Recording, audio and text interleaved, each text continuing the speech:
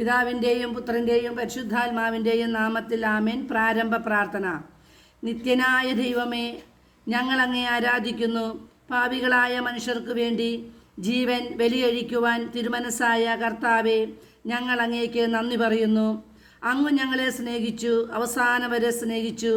സ്നേഹിതനു വേണ്ടി ജീവൻ ബലിയഴിക്കുന്നതിനേക്കാൾ വലിയ സ്നേഹമില്ലെന്ന് അങ്ങ് അരുളി ചെയ്തിട്ടുണ്ടല്ലോ.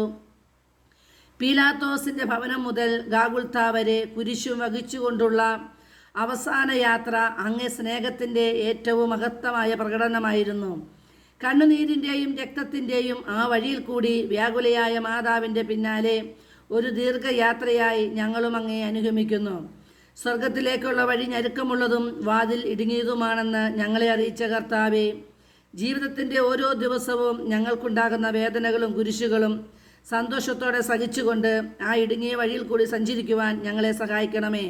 കർത്താവെ, അനുഗ്രഹിക്കണമേ. പരിശുദ്ധ ദൈവമാതാവെ, ക്രൂശിതനായ കർത്താവിൻ്റെ തിരുമുറിവുകൾ ഞങ്ങളുടെ ഹൃദയത്തിൽ പതിപ്പിച്ചുറപ്പിക്കണമേ. Praise the Lord.